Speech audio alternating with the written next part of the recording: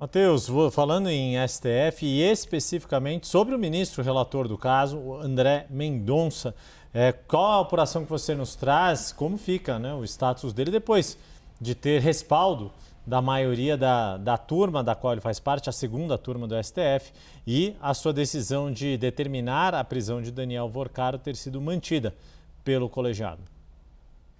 Yuri, havia muita expectativa sobre o primeiro julgamento colegiado do caso do Banco Master. Tivemos Dias Toffoli como relator por 77 dias, ele deixou a relatoria, um novo sorteio, André Mendonça torna-se o relator, mas até o momento, apesar da gente estar falando muito do assunto, ainda não tinha acontecido um julgamento colegiado. E essa primeira temperatura que foi tirada hoje indica que sim, André Mendonça terá grande respaldo dos colegas para conduzir as investigações.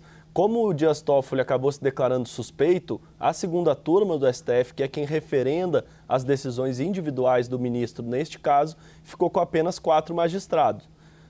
André Mendonça, Luiz Fux, Cássio Nunes Marques e Gilmar Mendes. Gilmar Mendes ainda não votou, há uma expectativa ali e ninguém sabe exatamente se ele pode votar por uma prisão domiciliar, por exemplo, só para demarcar a posição. A maioria já está definida no sentido de manter preso, mas sim, o ministro Gilmar Mendes pode formar um 4-0, como ele pode abrir uma nova corrente para concluir em 3-1 e ele deixar demarcada a posição por ter um histórico mais garantista, de privilegiar os direitos dos investigados, muitas vezes em detrimento das medidas defendidas por investigadores. E o primeiro termômetro que a gente tira é de apoio, é de respaldo a André Mendonça. Luiz Fux, tão logo André Mendonça subiu seu voto no sistema às 11 da manhã, já declarou que iria acompanhá-lo e Cássio Nunes Marques fez a mesma coisa. Foram menos de 50 minutos entre a abertura da sessão virtual e os 2 votos para a formação de maioria, o que indica que sim, André Mendonça deve ter respaldo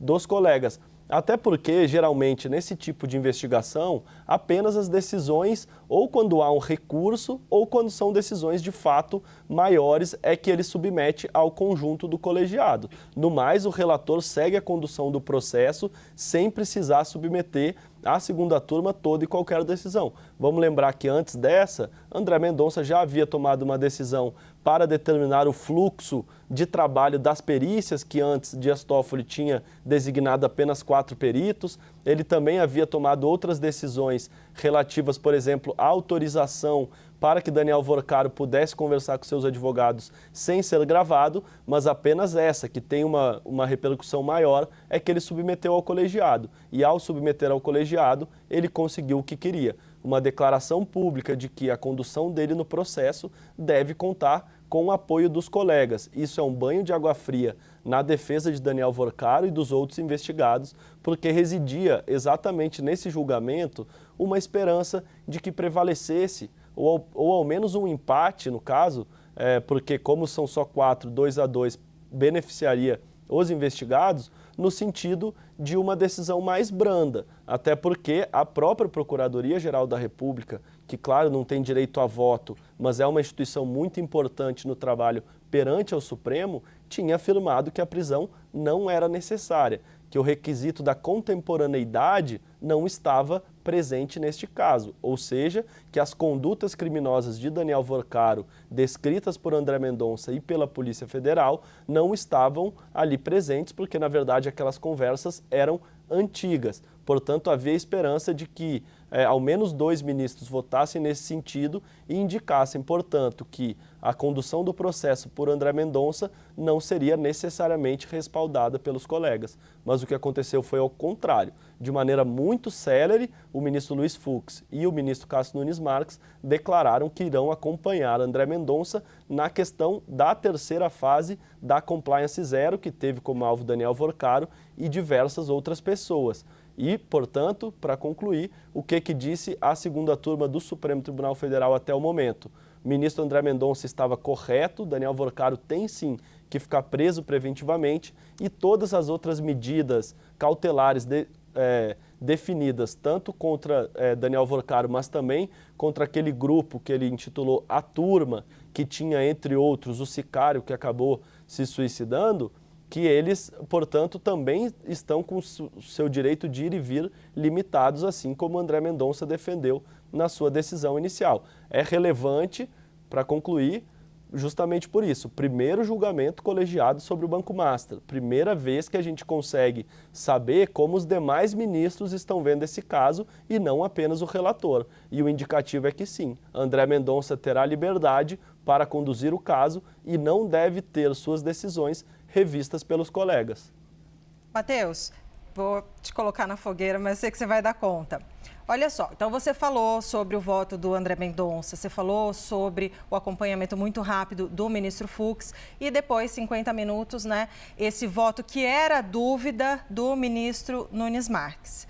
Deixa eu te perguntar, qual é, na sua avaliação, a importância, mesmo que a decisão já esteja tomada pela maioria, do voto de Gilmar Mendes, que é o decano da casa? Quer dizer, eu não sei se você tem informações sobre qual é a expectativa do posicionamento dele nesse caso, mas pelo sim ou pelo não, qual que é a importância desse voto do ministro Gilmar Mendes, que é o mais, digamos assim, político, bem relacionado ali, né? E o decano da casa, ou seja, o mais antigo no Supremo Tribunal Federal? Muito boa pergunta, Débora, porque na verdade o voto dele não pode mudar o resultado do julgamento, porque a maioria está formado, mas teria uma representatividade, um significado muito forte caso ele vote no sentido de divergir. Primeiro, porque reforçaria a tese da defesa, ou seja, os advogados apontariam: o titular da ação penal, que é a PGR, se posicionou dessa maneira. O decano da corte também se posicionou dessa maneira. Portanto, não seria apenas os advogados esperneando e falando sozinho. Eles encontram guarida no que diz tanto a PGR como, no caso, se isso acontecer, o ministro Gilmar Mendes. E, além de tudo, como você mesmo disse, o ministro Gilmar Mendes não é mais um entre os 10, ele é o decano da corte. Isso não tem uma relevância específica de o voto dele valer a mais, mas tem um significado importante. Vamos lembrar que, por exemplo, por muito tempo foi o ministro Celso de Mello, e sempre que ele falava, todo mundo parava para escutar. Tem uma respeitabilidade maior que os demais, justamente por ter uma experiência maior dentro do tribunal. Portanto, seria um voto que não mudaria o resultado do julgamento, mas daria mais vazão para os argumentos da defesa e teria um impacto político no sentido de evidenciar que não há uma unanimidade, não há um consenso em relação à forma como vem sendo conduzido esse processo. E, além disso, acentuaria essa divisão interna que a gente já vê no tribunal. De um lado, ministros que respaldam André Mendonça e, de outro, os magistrados que consideram que não é exatamente dessa maneira que a banda deveria tocar em relação a esse processo.